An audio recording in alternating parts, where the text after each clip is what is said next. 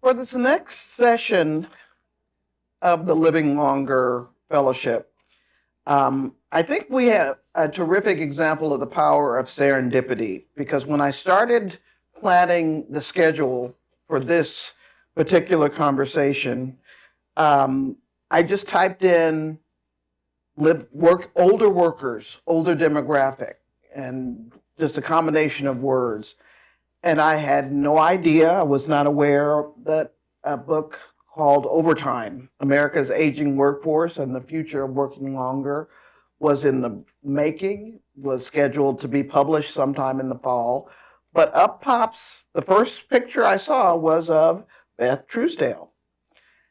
And as I read the description of the project, of what she and her partner, Lisa Berkman, were doing with this book, I thought clearly it would be the perfect addition to our schedule. Well, here's the book, which incidentally will be officially released on Wednesday at the Brookings Institution. This is my copy, so don't even look at it. You cannot have it. But you each will receive a copy of this. They're apparently on the way, and they'll be delivered by the end of the day. So hopefully before you all go home, you will have a copy of this treasured book. But it's about the challenge, or the information challenges the notion of working longer with new evidence and insights into the aging population. The conversations that Lisa and Beth had expose how one-size-fits-all policies fail to account for the diversity and the growing inequalities of the workforce. And it suggests a revised policy focus on work and retirement that would include the needs of both older and middle-aged adults. Beth is here. She was to be joined by Lisa Berkman, who unfortunately fell ill. So Beth will be taking over, but this is a conversation that I have truly been looking forward to. And I'd like to ask Beth to come up and tell us a little bit about how the project started and take us into your presentation. Well, thanks, Rachel. It's such a pleasure to be here. I'm glad that I get a chance to talk to you. It is, as Rachel said, spectacularly lucky timing, because we were planning the release this Wednesday anyway when she got in touch and said, hey, are you guys around on September 19th? And so here we are. I bring Lisa's apologies. She really, really wanted to be here. She's not well, I'm afraid. I hope she's better very soon. But I'm happy to be here and represent the team. So just to tell you, and also I want to say a thanks to Oxford University Press for the review copies that are on which the ink is still so wet that they are, shipping as we speak. So I hope you'll have a chance to read those and enjoy those. The book itself is an edited volume. So it represents about 30 authors. We've got economists, epidemiologists, I'm a sociologist. Particularly pleased we got a pair of psychologists and a couple of political scientists in on it, as well as some labor relations scholars. So really terrific interdisciplinary view of working longer. And what I'm going to do in the presentation is I'm going to take you through just a little bit of kind of where the book comes from and why we thought we needed this book. And then a couple of key takeaways, the ones that if I only had one statistic or one graph that I wanted you to remember from it, what was it going to be? And then Rachel suggested that, a great way to frame things for this group was to say, okay, well, what are the stories you wish somebody would write? So I've got 3 stories I wish somebody would write, and then another whole kind of list of more stories, and we can go on and on. I think there's a lot of meat in this book and in what we've learned over the past 4 years of this project as we've put it together. So I think it's no secret that population aging profoundly affects the future of work and retirement. The key fact is that Americans are living longer on average than they were 50 years ago. And people who are living longer are going to need income for more years of life. So the question is, okay, where is that money going to come from? Well, employer pensions and private savings are, for many people, not going to be enough. So social insurance programs like Social Security are strained by an aging population, by that change in the demographic. And so working longer, the idea of just keep working, delay retirement, has become really, a standard policy response to population aging, not only in the US, but throughout many wealthy nations. Many nations have raised the age at which you can claim a state pension. In the US, of course, so the Social Security full retirement age is rising from 65 to 67. And there are many people who argue that it should be older still. Now, that whole idea, live longer, work longer, that's based on an often unspoken assumption that most Americans can indeed choose to delay retirement. The timing of retirement is a choice, and that older adults just need to be persuaded, encouraged to just work a little longer. And there are some reasons to think, like, okay, yeah, that might work out. Some positive average trends that Americans are, on average, in better health at older ages than they were 50 years ago. They have, on average, more education than they did. That might open up different job possibilities. And on average, work is less physically demanding than it was 50 years ago. But you hear me saying on average, right? Averages are meaningful, but they're not the whole story. And what we realized is that we really need to be looking at American inequalities as well as averages if you want to understand work and retirement in the US. So the driving question, in a sense, is, okay, who's left behind? And I want to share with you just a little bit here a story that's in one of the chapters written by a couple of sociologists based on qualitative research with older low-income workers in the restaurant industry. It's the story of a guy named Jim who is in his late 50s in Pennsylvania. He's working in a restaurant, and he talks about how he just doesn't know whether he's going to make it to be working more years. He doesn't know how long he can stick it. When he was in his 30s, he worked in a restaurant where there were 2 steps between the dining room and the kitchen. And when the restaurant was busy, to make that just a little faster, he'd leap the steps. And now in his late 50s, he's got a chronic Achilles heel injury from all that jumping. And, yet he's just, racing. He says, the restaurant where I work, everything is refillable. The soup, the salad, everything's got to be refilled. It's like whack-a-mole. I'm just running all the time. So for people like Jim, people who are in their 50s, struggling to stay in the work that they have been able to do for a long time, I think, those are some of the people that we're missing with a story that says, let's just get people to stretch from 65 to 67 or 67 to 70. Here's the one graph that, if I'm only going to show you one graph, this is the one. What we have here, 2 panels, men on the left, women on the right. It's employment rates across the life course from age 25 to age 70.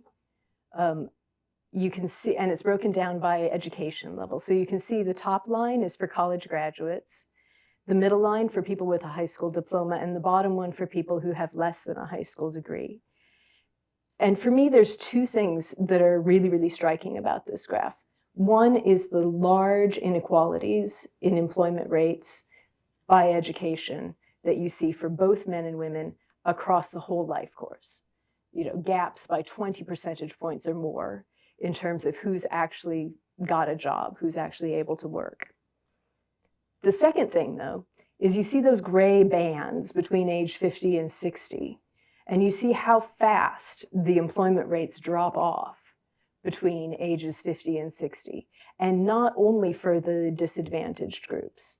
The more advantaged groups, those college graduates up there at the top, they start at age 50 from a much higher employment rate, but their drop-off, this about 20 percentage point drop-off during the 50s, is very similar to what you see for groups with less education. So part of what this says to me is inequalities are a critical part of the working longer and delayed retirement story. We need to be looking at the inequalities. At the same time, even college graduates can't take for granted the idea that they're going to be able to delay retirement, to retire with good economic security. One statistic, if you can only remember one statistic from the book, this is my one statistic. And, some folks were asking about, things that the previous speaker was surprised about. Well, this is one that I was surprised about when we did these calculations. We looked at steady employment, right? So the previous graph is all about who's employed at a given point in time when the survey researcher calls you up and says, hey, you got a job. This is from longitudinal data, so it's about who's steadily employed all the way through their 50s. And what we find is that only about half of older US adults were steadily employed all the way through their 50s, only about half. And this is hugely consequential in terms of working longer because there's a very, very strong relationship between having steady employment in your 50s and working in your 60s.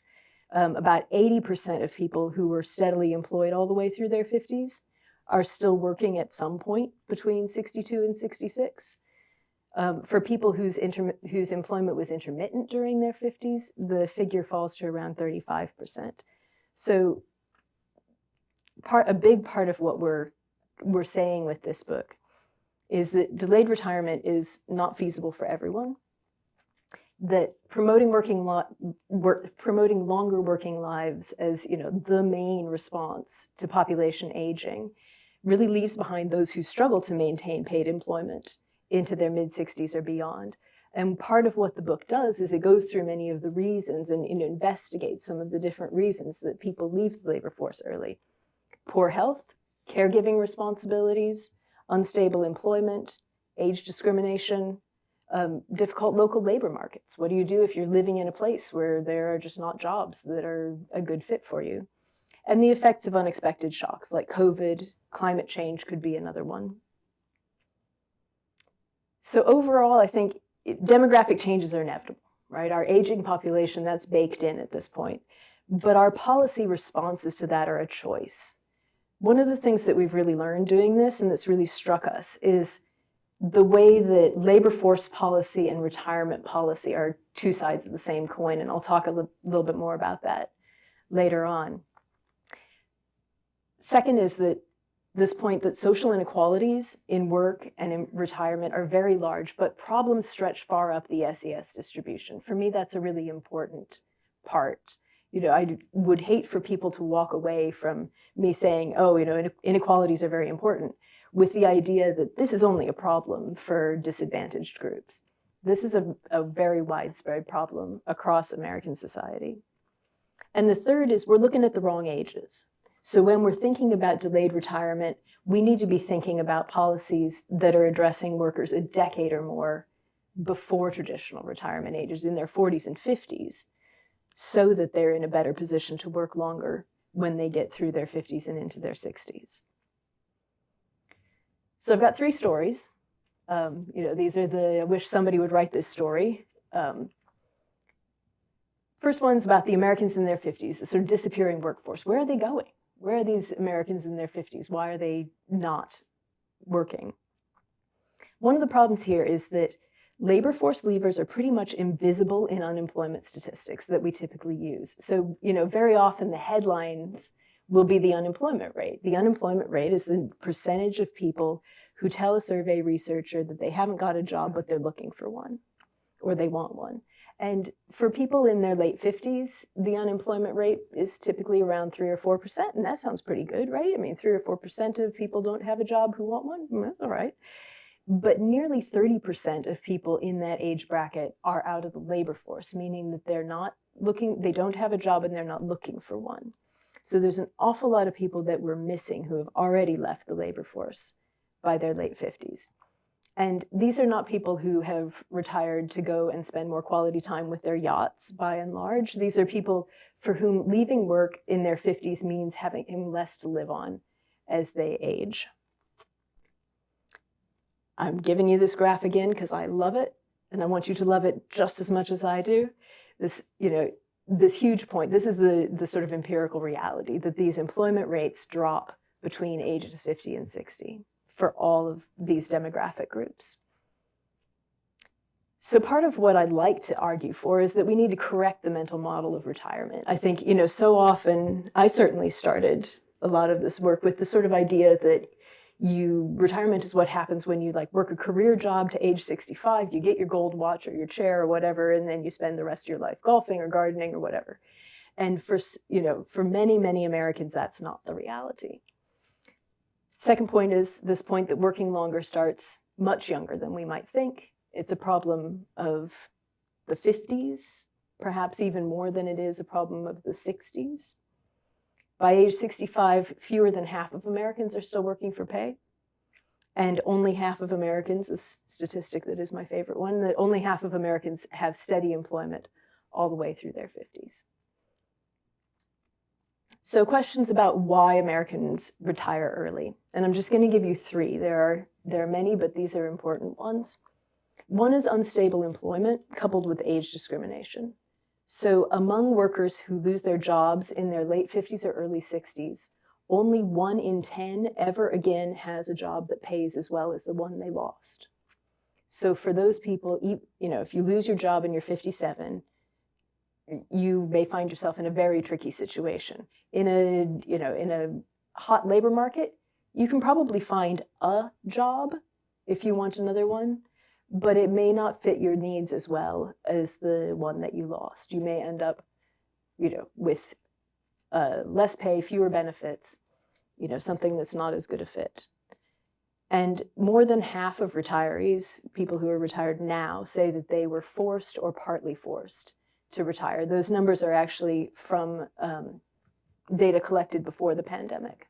So, those are not influenced by the losses of employment that we saw during the pandemic. Poor health is an important one. It's not the only one, but it's a big one. And that intersects with physically demanding jobs. So you think about jobs like, working in a warehouse, retail, restaurant work, hospitality. Many of these jobs are intensely physically demanding. A third of workers in their late 50s and early 60s say that they have physically demanding jobs that involve, bending, stooping, lifting, standing on their feet for a long time. And when you think, okay, a third of workers in their late 50s and early 60s, that doesn't include the people who've already left the labor force or who have switched to other jobs that perhaps pay less because they weren't able to meet the physical demands of jobs that they had held earlier in their lives. The third one that I want to give you is that jobs frequently don't accommodate caregiving responsibilities. And here I'm particularly thinking about caregiving responsibilities for the older generation. At some point in their 50s, about a third of US women provide intensive caregiving for their parents or their parents-in-law. And here I mean not just things like, running a few errands for mom or something, but help with these daily tasks like eating, bathing, and dressing that are very hard to schedule around. You can't put them off for a different day if you're not available or your work calls you in on a certain day. Most other rich nations have paid leave and paid family leave and paid sick leave in different forms, and the US doesn't. So trying to merge caregiving responsibilities with work is something that's often very difficult, and more so for women because the caregiving burden falls more heavily on women than on men in our society. So the punchline is basically retirement timing is not always a choice, and one thing that would help is better job quality. Which leads me to my story number 2, which is why do good jobs matter for retirement security? And here the argument really is this business about labor force policy and retirement policy being two sides of the same coin. That these are often addressed as if they're two separate systems. You have different people who research them, they're covered in different parts of the media, but they're not separate. The thing that's, I think, obvious the minute that you say it is that people can delay retirement only if they still have jobs to delay retiring from. If they've already lost their job, then what does even delayed retirement mean? So better job quality would help more of those people who are in their 40s and 50s stay consistently employed, which sets the stage for productive work into their 60s, and eventually for better retirement security. So I'm thinking particularly of kind of two pathways here by which good jobs improve workers' long-term well-being. The first one is if you have, a stable, healthy, well-paid job in middle age, beyond, you will have higher Social Security benefits, possibly higher retirement savings by the time you get to be a little bit older, and you'll have a better chance of working longer. So seeing these two things working together. Okay, I've waved my hand at what, good jobs. Okay, what is a good job? Well, by good jobs, we mean not only jobs that pay fair wages and have benefits related to healthcare and retirement savings, but also ones that offer some control over schedules, over the way that work is done and the timing of when work is done. Jobs that offer some worker voice, bargaining power, that offer safe social and physical working environments and have reduced precarity and job volatility. And I would love to talk about any of those more when we get to the discussion. So some policy conclusions for this good jobs story. There's a lot of ways that federal, state, and local policymakers can improve jobs quality. And there's a huge movement in the US to measure job quality, to improve job quality. It's largely divorced from the retirement security conversation. But there's a real opportunity, I think, to bring those conversations together. So rather than read them out for you, you can see them. These are some of the options. There are others. The other thing is that employers have a role to play also in improving job quality. There are work redesign strategies. Lisa Berkman, my co-editor, has been involved in creating some toolkits for employers that have been tested with employers in randomized trials. And these are toolkits that give employees a little bit more say in their work, that rein in overwork, the sort of 50, 60, 70-hour weeks, or the expectation that you are on call 24/7, those sorts of things which are so damaging to people's lives so often, and building better relationships in the workplace. And what they show with those is that those improve workers' mental and physical health. They also improve their productivity, their job satisfaction, and they reduce staff turnover. So there are some benefits for employers also. So the end of this story, good jobs are critical, but they're not enough. So for my third story, we're going to pair it with the other side of the coin. How do you strengthen retirement systems and disability insurance systems? So story number 3, why Social Security is essential and in urgent need of repair. Social Security, you probably know, is the absolute backbone of American retirement and the total hero of the story as far as I'm concerned. Nearly 9 out of 10 Americans age 65 and older receive benefits from Social Security. And for a very sizable minority, Social Security is nearly all of their retirement income. The numbers get even bigger when you look at people who rely on Social Security for a majority of their retirement income. It's absolutely essential. It's the US's biggest anti-poverty program. But the benefits are modest. And I think this is something that I didn't know how much you get from Social Security when I started this research. And I didn't realize how modest the benefits often are, especially for people who can't wait to claim, all the way to age 70. You can claim it at your earliest at age 62, at your latest at age 70. The benefits rise that you get depending on how long you're able to wait to claim. But you can see from these calculations that people who earn at the 10th percentile of US income for their whole careers, if they claim at 62, they get about $10,000 a year.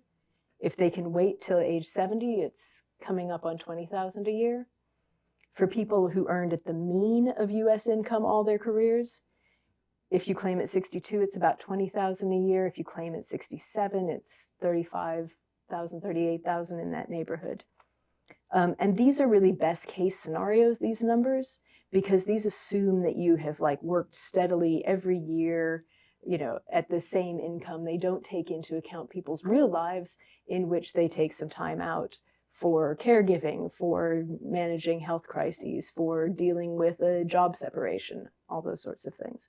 I believe the average Social Security payment at the moment for retirement is about $18,000 a year. So the Social Security Trust Fund will be exhausted by the earlier mid-2030s. Some people think this means that Social Security goes away completely when that happens, and that's not the case. What it means is that the current revenues that are going to be coming in from taxation at that point will cover about 80% of benefits. And so if Congress does nothing, all benefits are cut by about 20%. Cuts to benefits obviously would fall hardest on low-income households who rely most heavily on Social Security for a larger portion of their income, and for whom the sums are already modest enough that any cuts could be very, very challenging indeed. So reform is urgently needed. One of the key options that's often put forward when you talk about reforming the funding for, balancing the books for Social Security is, okay, let's raise the full retirement age to 70. That's equivalent to a 20% cut in benefits. There are other options that are more equitable and other options that are more popular. Among them is raising the payroll tax cap for Social Security contributions. So only earnings up to about $147,000 at the moment are taxed. So that means that high earners, people earning above that cap, contribute a smaller percentage of their income to Social Security taxes than do lower earners. Someone earning $10 million a year contributes exactly the same in Social Security taxes as someone earning $150,000 a year. So if you lifted that cap, that would go some way to closing the funding gap. Extending the tax to net investment income is another idea that would help to raise some money from taxation. Interestingly, this Social Security is so popular. People love Social Security. Why would they not? It's a terrific program. American voters across the political spectrum prefer raising Social Security taxes to cutting Social Security benefits. So in the book, we go through and we talk about, some ideas for policymakers to improve retirement, to improve disability security, so that we have, better foundation for people who have to leave the labor force early because of their health, and so that everybody eventually can retire. For me, the sort of 5 overarching policy conclusions that I would love for you to take away. Working longer is important, but it's an incomplete response to population aging. For some people, it will work well, and for those people, it should be encouraged. We want to make it possible for more people to work into older ages in jobs that really fit their skills, fit their needs. But it's not plausible for everybody. And a big part of that is that high and rising social and economic inequalities put working longer in jeopardy for many, many Americans. That we should be thinking not only about working longer policies, but also about retirement and disability policies as complements and how those work together. That working longer policies need to be supported by good jobs policies if they're going to succeed. We have to make job quality better if we're asking people to continue to work longer. And thinking across the generations, or birth cohorts, if we're not saying generations, that responses to population aging need to take into account the needs of today's middle-aged Americans, who are the retirees of the future, as well as today's older Americans. And there are more stories. I threw a few up here that I think are kind of interesting and fun and come out of the book, and would be delighted to talk about these or any of them that you would like to talk about. I am taking moderator's privilege here to ask you to talk about one of the sections of your book that Deborah Whitman talked about last night. She told us to make sure that we asked you about it. And this is dying with your boots on. The realities of working longer and low-wage work. Yeah. Tell us about, we've had this discussion at several points during the day about whether we're having 2 different conversations. Working longer because you have to and you have no choice. Working longer because you are that maybe higher educated, higher income person who was downsized or whatever. So tell us about that particular section. Yeah. So I do love this chapter. It's a wonderful chapter written by sociologist Mary Gatta and her colleague Jessica Horning. The story of Jim that I told you comes from that chapter. And it's partly qualitative, partly quantitative. And the qualitative part is drawing on this research project that Mary Gatta had with restaurant workers. I think part of what that shows is not only the difficulties that low-income workers, especially in physically demanding jobs, face when they're trying to work longer, but also this sort of like, oh, the white-collar folks, they want to work longer, and the blue-collar folks, they don't, that's too broad a caricature. Part of what I think is so interesting about the people who Mary Gatta quotes from her research in that chapter is that these are people in hugely demanding jobs. They're badly paid and hard, and yet they have loved their jobs in many cases. And, they enjoy, the work that they do. They're proud of the work that they do. There's, I think, a 67-year-old bartender named Paul who, he loves, he's good at what he does.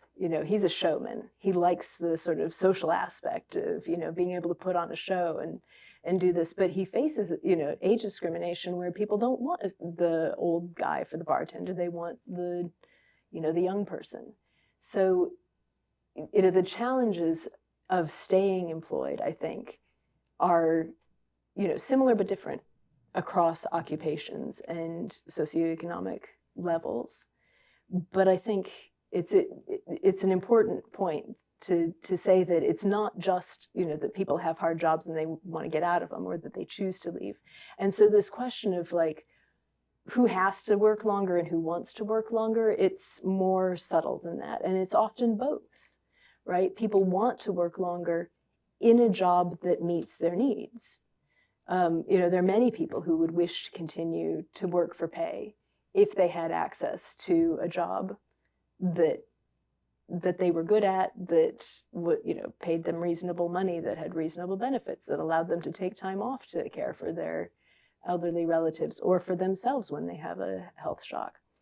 Actually, a very good story idea to profile.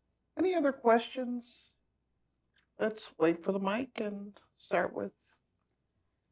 Hi, I'm Laura Poutray. I'm with Industry Week, and I was wondering if you talk about automation at all in the book, like either positive or negative things that can happen in the older workforce with automation.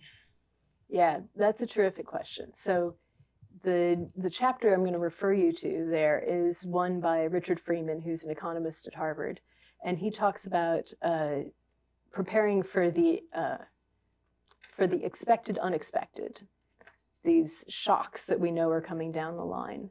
It started off as a chapter. Richard does a lot of research about technology and are the robots coming and this kind of thing.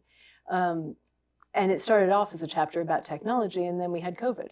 And he kind of switched it over to talking about COVID as a shock. But I think the points that he makes in the chapter are really relevant to all kinds of shocks that we don't know how to prepare for, or we don't know exactly what's coming down the line. We know something's coming, but we don't know what.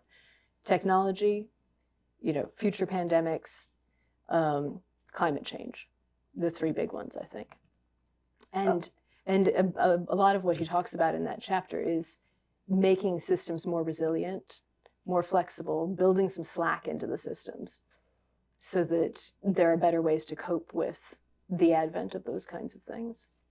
How did you select the contributors for this book? Tell us a little bit about the process of it coming together. Yeah, so the book grows out of about a 10-year research program that the Sloan Foundation had on working longer, and they funded a whole lot of research about working longer. And Lisa Berkman was one of the people on the advisory board of that. And towards the end of the 10-year role on this project, one of the board members said, who are we missing? Who are we not talking about? Because a lot of the research that was being done, or at least a fair amount of it, was saying, okay, let's look at people who still are in full-time jobs in their late 50s or early 60s. And then let's look at how they make their retirement decisions over the next decade. Well, who are we missing out? We're missing these people who are already out of the labor force in their mid to late 50s. That's kind of where it came from. So a lot of the contributors are people who were already involved in the Sloan Working Longer program, particularly the economists.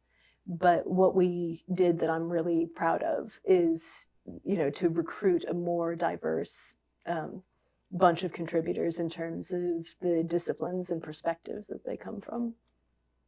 Hi, Madeline Holcomb from CNN. If my memory serves me, on the last page, the list of other story ideas mentioned aesthetic labor. Can you talk a little bit more about that? Yes. So this is also the Mary Gatta and Jessica Horning chapter, the qualitative chapter. One of the sociologists have this idea of aesthetic labor, which is basically just sort of fancy term for like, you got to look the part, right? So, think of Abercrombie and Fitch wanting to hire somebody who, looks the brand. I'm not going to get hired to sell Abercrombie.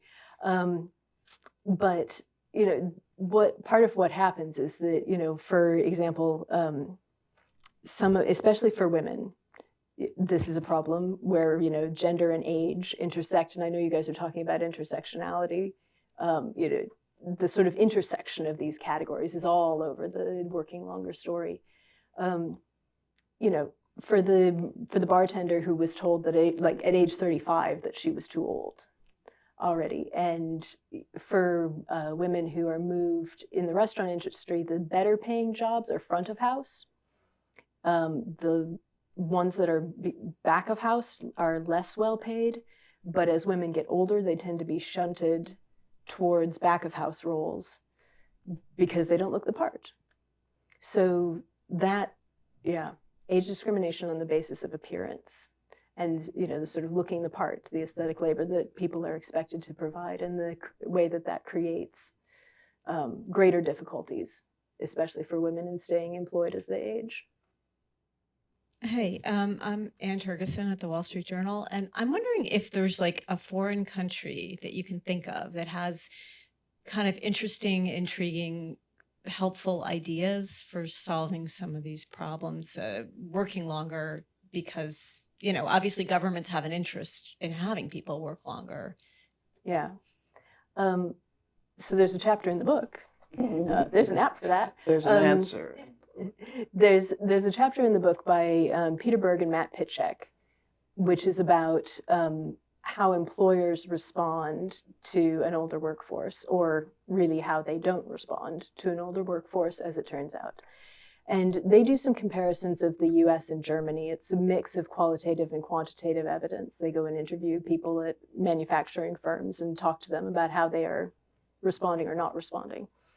And what comes out really clearly is that in both countries, the response to older workers and population aging is pretty ad hoc. But Germany has a system of worker voice is much stronger. Worker representation is much stronger. They have a system of works councils, which is, it's not exactly labor unions, but it's their way of having an institutionalized form in which workers and management can interact and negotiate.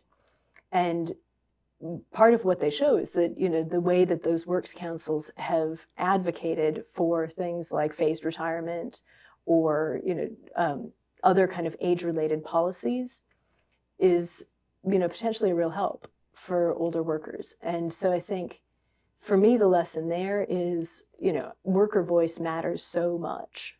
And so, updated labor policies in the US, there's all sorts of research that's been done about, how could we change policies to better support workers' right to collective bargaining and to organizing. Those are sorts of things that, again, we usually think of that with in relation to younger workers. But that would be enormously helpful for older workers. I think, you see unions doing two things. One, They kind of help to ease workers into retirement with better pensions and better preparation. And also they help them to stay on longer. So I think, you know, if you had a stronger worker voice, that would help. And you can see how that happens because of looking at other countries where the voice is stronger. Germany. Short answer to your long answer, short question. Hi, I'm Lori Valligra. I'm with the Bangor Daily News in Maine. And my question has to do with unions. The one slide that really struck me was where you had listed, you know, the workers should have more voice, they should have better jobs. And there have been so many efforts lately to unionize, even at places like Chipotle and Starbucks. So I'm wondering what your research is telling you about that. Is that the way that the workforce is pushing back and forcing the employers to make the job better? I have I'm not over hopeful, I think, in terms of like the moves that we're seeing for current organizing. It's great, like let's organize, that's a terrific thing. But I think the statistic is something like, you know, 7% of American private sector workers are in, you know, have access to a union, down from 35% 30 years ago. You should check those numbers before you print them, but it's in that sort of neighborhood. So I think, you know, the long perspective says that we've got a long way to climb from a very, very low level, which is not to cast any shade on the efforts that are being made to organize workers right now. But the other thing is that there are policies that can be changed to make it easier for workers to organize, to protect workers' rights to organize, to protect them from retaliation when they do organize. So I think, you know, there's a policy role as well as a role for workers who are trying to organize their workplaces. Anitra Johnson, Delaware Online and News Journal. So you were saying that unions are only about 7%. Of that, how many are millennials? It seems as though that age cohort is becoming more attracted to unions. And from what your slide was describing, the policies that would improve job quality are also a lot of what union demands look like. So how many of the 7% are millennials? I don't know the answer to that question. Perhaps somebody has cut those numbers up and you can probably find it. But I think the way I want to go with that question is to say, many of the things that we think would improve job quality for older workers are things that would improve job quality for all workers.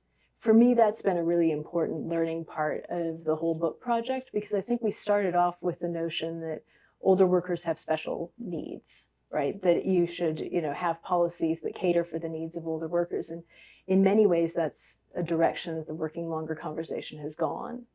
But I think a lot of that is driven by the focus of the Working Longer conversation on people who've had career jobs and still are employed coming up to 65, who are disproportionately people with college degrees, career jobs. They've maybe worked very intensely, and they want things like a phased retirement. You know, if you are working in a low-paid job and you can barely make your daily needs met anyway on what you earn, what does phased retirement even mean, right? That's not what you need. You don't need a phased retirement. You need better pay, better conditions. You know, you need to raise the floor under job quality. So I think, for me, the demands that you're hearing from the millennial workers to raise the floor under job quality, under working conditions, to give people more control over their schedules, for example. You know, if you're working in retail or in food service, very often you don't know your schedule until 24, 48 hours in advance. It's widely varying week to week. You don't know how much you're going to earn. This is bad for people's lives. You know, things like that are good for people who are 25, who are 35, that are also going to help the people who are 55, 65. And one last question, and it's about, again, the age cohorts with the retirement population growing. the workers that are young enough to take care of them in retirement and in senior housing and retirement homes. Do you know of any efforts or policies that are being considered to address the difference between what we know is coming and what is needed? Yeah, that is coming down the pipe in a pretty big way. I think just to echo, to what an enormous problem our inadequate elder care system is for the people who are going to be older, as well as for their children who are mostly the ones caring for them, because private care costs in a nursing home costs $100,000 or more a year, and is not within the reach of many families' budgets. And Medicare doesn't pay for long-term care. Medicaid does, but you have to spend down to get there. This is a seriously difficult place for a lot of families to be in. There's a chapter in the book by Sean Falla and Kathleen McGarry, a couple of economists who work on caregiving and the effect that has on especially the lives of women and the working lives of women. As for what we should do about it, I think I'm not the best person to ask about that one. But I want to echo that it's a big problem and one that we're going to have to grapple with, or it will cause more trouble for more people down the line. I can't remember a scenario that story ideas were more sort of gift wrapped for each of you than this session, because you could go back and write a book review. You could find an older worker who wants to stay and who may be facing having to leave. You could find someone in their 40s and 50s who is starting to think about it now and highlight that. There's so many different angles to this conversation that I think all of you should be raring to go back to your newsrooms and work on. Are there any other final comments or thought? Sunny, did you? Thanks, Sunny Efron from NPF.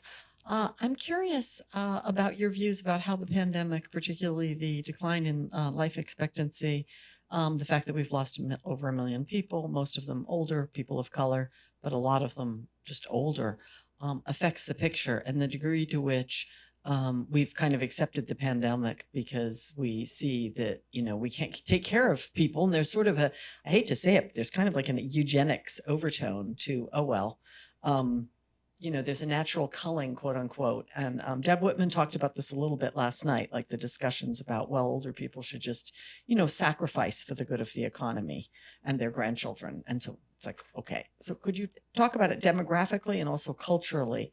How do you see that changing things? Yeah, it's a great question.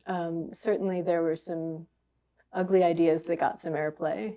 I think what Jen said in the previous session about the idea that kind of what the pandemic did was just to intensify problems that were already there, right? To expose, to make obvious, and often to deepen inequalities that were already there. The pandemic fell, there's a graph in the book, in Richard Freeman's chapter that shows the decline in employment, the just catastrophic drop in employment in the first few months of the pandemic and the very slow climb back, and how that varies across occupations and industries, and how it fell hardest on many of the sectors that are the lowest wage workers, right? So I think, that's absolutely real in terms of how that made things worse. And even though we're seeing a return to the same number of jobs that we had pre-pandemic, it's not necessarily the same jobs, it's not necessarily the same people. There are going to be people for whom,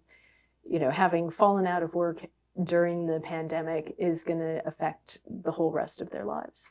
So what you say about life expectancy is important too, So in the US, over the past 50 years, life expectancy sort of looks like this, like it increases, and then you get to about 2014 and it starts to look like this, and you get to 2020 and it starts to look like that. Meanwhile, we're pulling farther and farther away from the other OECD countries. So 30 years ago, we were in the middle of the pack in terms of life expectancy, and we're now, very much dead last in the sort of, top 20 countries. That graph's in the book too. And I think, part of what that says is that the investments that we are or are not making in the health and well-being of our population, which includes not only things like, health care, but also all of the things that we know create good health for people, like healthy jobs and, not being exposed to pollution and, reasonable levels of stress and the resources to cope with it and things like that. That as a nation, we're not doing as well as we could be doing. So to that end, I commend to you the chapter by Jacob Hacker and Paul Pearson, which I also love, which is in there and is about the politics of working longer. And I'm particularly proud that we have that chapter in there because, very often this is a conversation that is dominated by economists and other social scientists who don't talk about the fact that policy is created by politics. And so you must talk about where the politics is coming from if you want to understand why the policy ends up the way it does. And so they do, I think, a very interesting job of explaining why US policy has not been more responsive to the needs of older Americans who are such an important constituency. We'll all receive a copy of this book before you leave. And so, as I say, it's a profoundly serendipitous opportunity for you to delve into this issue. You're going to be in town at least until Wednesday for the Brookings event. Yeah. And so this is high level stuff, people. So I want you to take this time to join me in thanking Beth Truesdale for coming to speak to us.